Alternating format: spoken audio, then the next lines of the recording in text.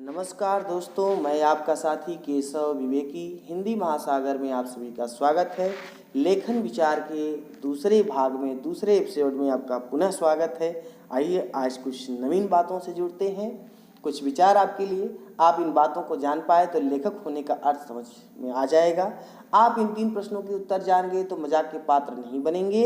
लेखक या कवि को अवतारी मानने वाले लोगों को करारा जवाब। शायद आपके पास इसके उत्तर हों तो आप कमेंट कर सकते हैं। आप सभी से आग्रह है कि वीडियो को पूरा देखें, तभी लाभ मिल सकेगा। अब 2 है, आज हम बात करेंगे सभी लेखक बनेंगे पीछे का झूठ और सच। प्रतिभाओं को उभरने को कौन रोकता है, लेखक या कवि का मजाक ही क्यों? लेखक बनेंगे के पीछे का झूठ और सच।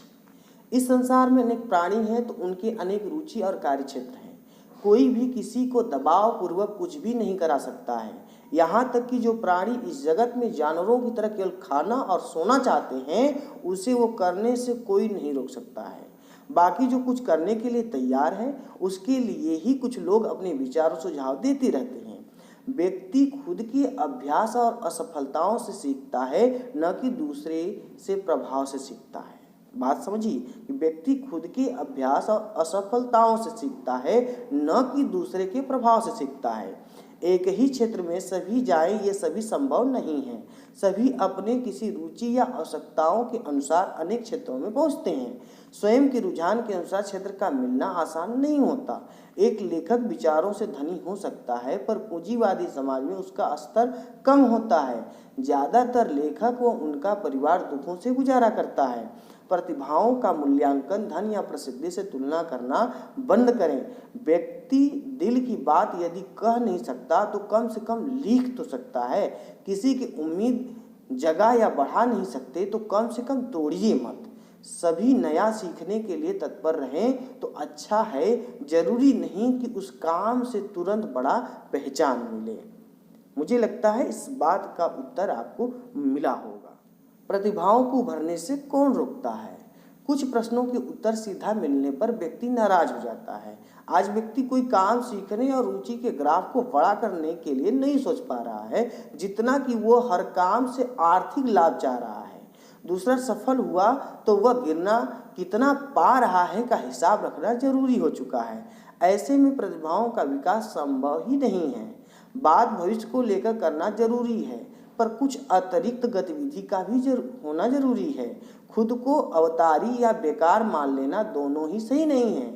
हम अपनी चेतना में इतना अधिक नकारात्मकता भर डाले हैं कि अब उससे बाहर नहीं आ पा रहे हैं। इसलिए नया करना या सोचे को पूरा करना नगण्य हो चुका है। खुद को कुछ करना है और सलाह दूसरे का हो तो कुछ होने या बनने से रहा। खुद को कुछ करना है और सलाह दूसरे का हो तो कुछ होने या बनने से रहा। प्रतिभा से कोई जादू नहीं है, बल्कि यह कौशल या कुशल होने का प्रमाण है।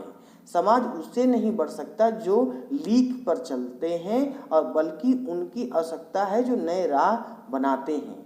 समाज उससे नहीं बढ़ सकता जो लीक में चलते हैं, बल्कि उनकी आवश्यकता है जो नए राह बनाते हैं। दोष या कमी खोजने वाला न प्रतिभाशाली हो सकता है और न ही किसी को होने दे सकता है। कृपया बाहर और अंदर के शत्रु से बचें, तभी खुद की अंदर की प्रतिभा की खोज कर सकते हैं। लेखन या कवि का मजाक ही क्यों? लेखक या कवि का मजाक ही क्यों? स्तरहीन लोग ही किसी का मजाक बनाते हैं।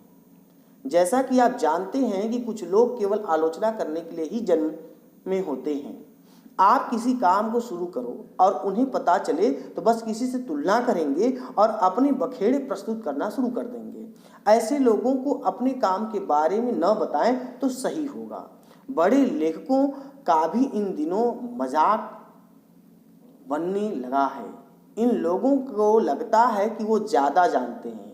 जिन्हें न अपनी भाषा या दूसरे भाषा का ज्ञान है, वही आज ऐसे करते हुए पाए जा रहे हैं। ऐसा करना ठीक नहीं है। कभी आप अपने घर की छोटी व बड़ी बातों और कामों को क्रमशः लिखने की कोशिश करना और किसी को पढ़ाना, बात समझ में आ जाएगी। एक लेखक अपनी भाषा, शैली और लोक कथानक के द्वारा बहुत कुछ देता है।